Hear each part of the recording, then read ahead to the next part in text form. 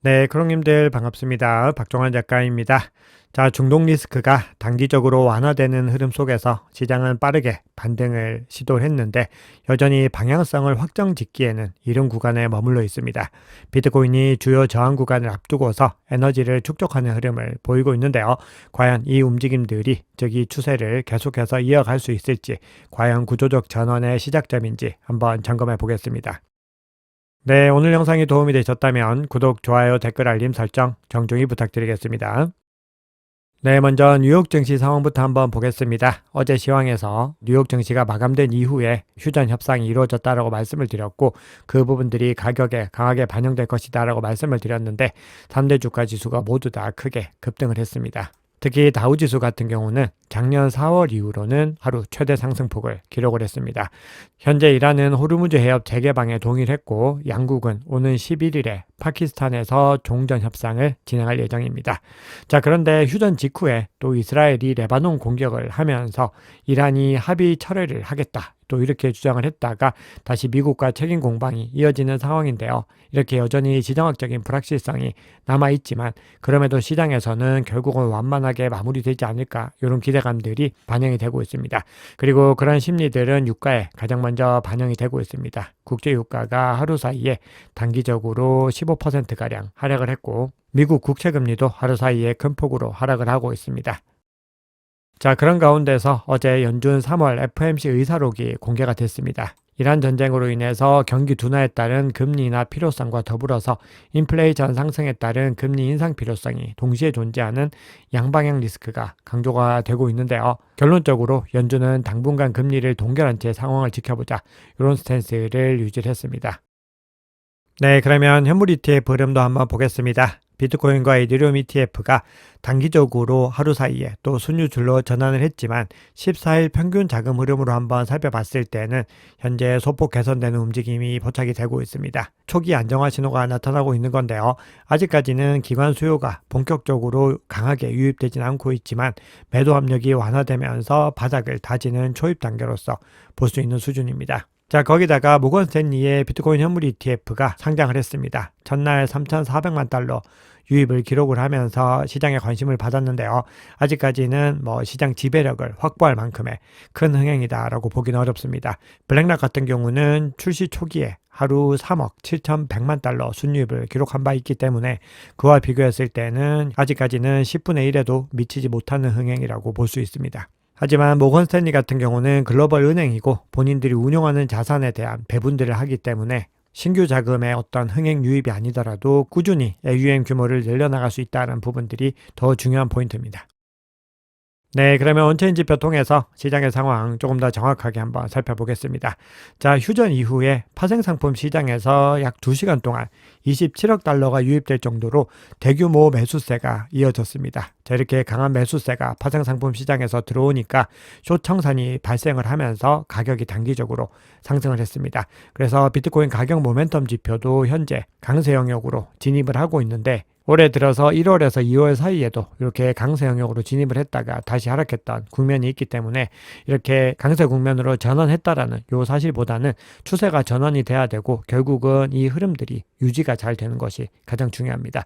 그래서 요 구간들 한번 살펴보시면은 작년 같은 경우에 이 모멘텀 흐름 자체가 장기적으로 160일 가량 유지됐던 이력이 있기 때문에 더 강한 흐름을 보이면서 강세 영역으로 완전히 진입을 하고 이 흐름을 이어갈 수 있을지 여부를 지켜봐야 됩니다.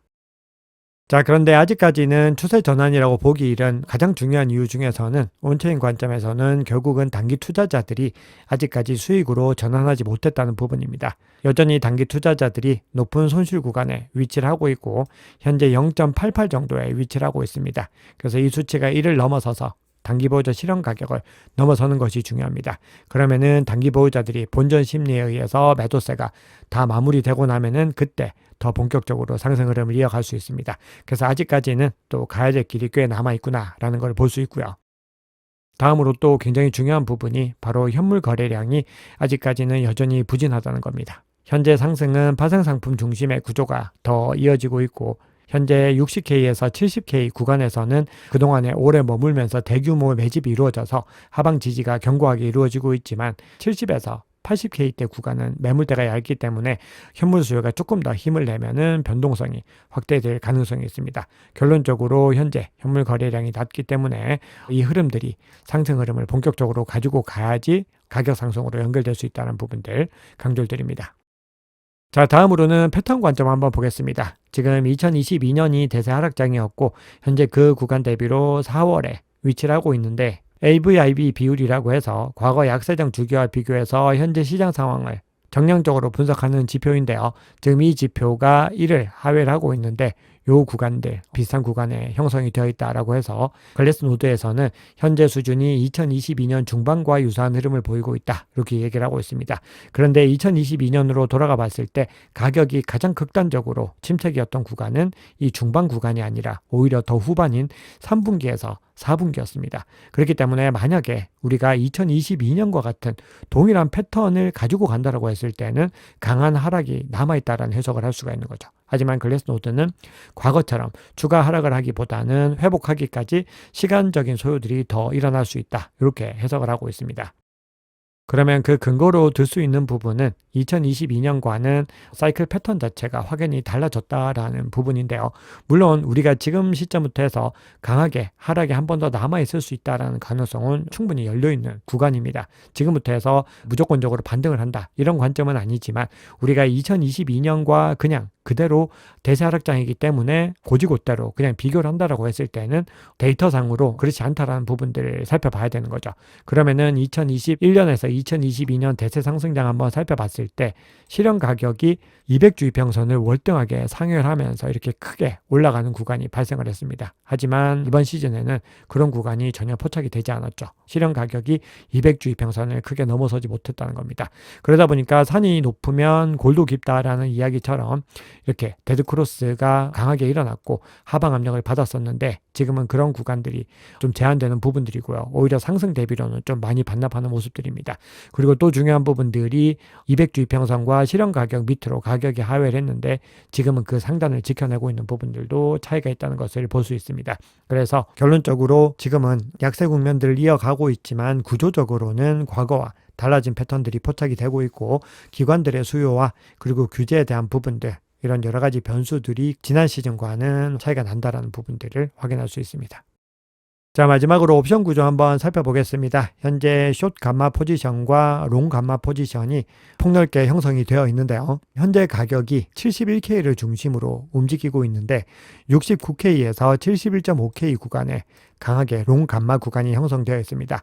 이 롱 감마 구간에서는 트레이더, 이 딜러들이 가격 하락 시에 델타가 줄면서 매수 해지를 해야 합니다. 즉 가격과는 반대 방향으로 움직이는 겁니다. 그렇기 때문에 이때는 가격이 하방 압력을 받을 때 자연스럽게 매수벽으로서 지지를 형성할 수 있습니다. 그래서 69K에서 72.5K 사이 구간을 지켜내는 것이 중요합니다. 자, 그런데 73K에서 76K 구간들 그리고 전체적으로 폭넓게 이 구간에서는 숏 감마가 형성이 됩니다. 이 구간은 딜러들이 가격 변동의 같은 방향으로 해지를 합니다. 가격이 오르면 사고 떨어지면 매도하는 같은 방향으로 움직이기 때문에 변동성이 더 증폭이 될 수 있습니다. 그래서 이 구간에서는 만약에 방향성이 상승으로 향했다라고 했을 때는 강하게 상승 압력이 일어날 수 있다는 거죠. 그리고 80에서 90K 구간 요 사이에 특히 요 80K를 경계로 해서 또 롱감마가 위치하고 있기 때문에 이 구간에서는 또 변동성을 억제하면서 저항 영역으로서 작용을 할 수 있다는 부분들이 중요합니다. 그래서 결론적으로는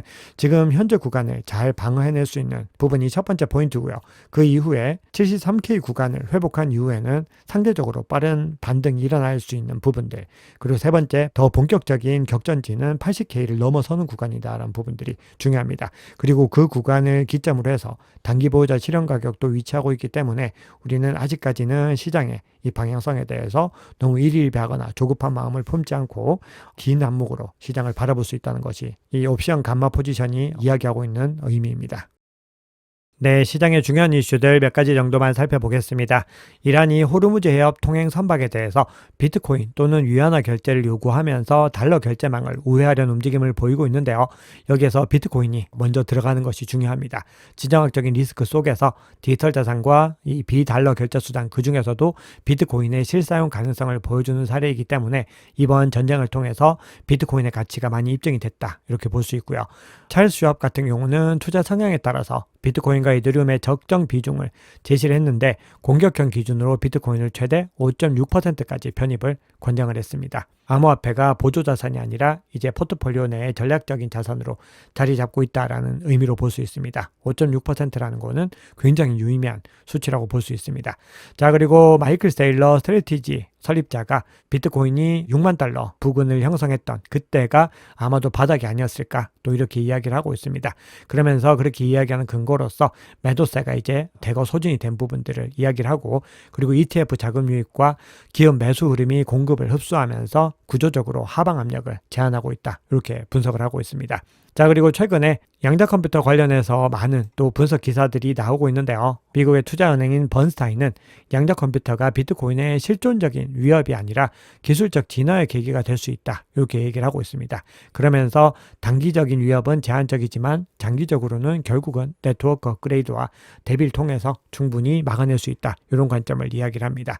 자, 그리고 비트맥스의 공동 창립자이죠. 아서 헤이즈가 개인 투자자는 기관과 AI 기반 거래 환경에서 구조적으로 불리하다. 즉, 이 기관과 그리고 AI를 기반으로 한 이 투자를 개인 투자자가 이겨내기에는 힘들기 때문에 단기 투자보다는 장기 투자가 더 현실적인 대응이다, 이렇게 강조를 했습니다. 네, 바이낸스 CVD와 코인베이스 프리미엄 지표 한번 보겠습니다. 자, 먼저 파이어 차트 기준으로 바이낸스에서 여전히 65K에 매수벽이 뚜렷하고 매도벽은 가격 상단에서 촘촘하게 형성이 되어 있지만 그럼에도 그 강도는 아직은 그렇게 두텁지 않게 형성이 되어 있습니다. 전체적으로 주체들 움직임 보시면은 가장 큰 갈색과 세 번째 빨간색은 매도세를 보이고 있고, 두 번째로 큰 보라색과 네 번째 녹색이 매수세를 이어가고 있는데 추세적으로 상승 흐름을 보이다가 현재는 좀 들쭉날쭉한 움직임 속에서 다시 매도세로 더 흐름을 가지고 가고 있습니다. 코인베이스 프리미엄 지표는 다시 양수 영역으로 진입을 했고 이 구간을 유지할 수 있을지가 가장 중요한 관건입니다.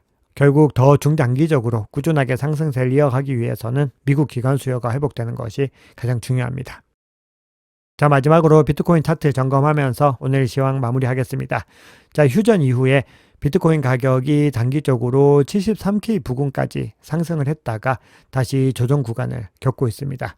그런데 추세선 상단을 여전히 지켜내고 있기 때문에 이 추세를 이어가기 위해서는 추가 조정을 받더라도 이 구간을 큰 거래량과 함께 지지하는 것이 중요합니다. 그리고 72K 부근에 주요 저항이 형성되어 있기 때문에 이 구간을 또 강한 지지 구간으로 바꾸는 과정들이 하나씩 이어져야 됩니다. 현재 RSI 상으로는 중립 구간인 50을 소폭 상회를 하고 있고 MACD 상으로도 강세 모멘텀이 이어지고 있습니다. 그래서 오늘 시황을 전체적으로 종합을 해봤을 때 현재 거시경제 관점에서는 2주간 휴전 합의 이후로 일부 잡음이 이어지고 있지만 전체적인 흐름 자체는 종전 협상 방향성으로 이어지고 있고요. 종전 여부가 가격 방향성을 또 결정하는 중요한 변수가 됩니다.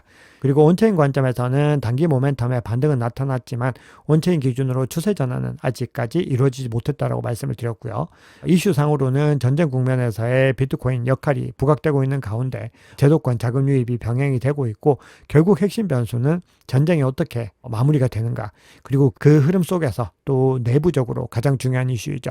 시장 구조 법안이 상원을 통과하는가, 그 여부가 중요합니다. 그리고 차트 관점에서는 추세선을 지켜내고 중요한 저항 구간을 돌파해서 단계적으로 회복 흐름을 이어가는 것이 중요하죠. 그리고 그 이후에는 스트래티지 평단가와 심리적으로 아주 중요한 저항 구간인 80K 그리고 단기 보유자 실현 가격까지 우리가 회복해야 되는 중요한 구간들이 계속해서 연이어 예정되어 있다는 것들 말씀을 드리면서 오늘 영상 마무리하겠습니다.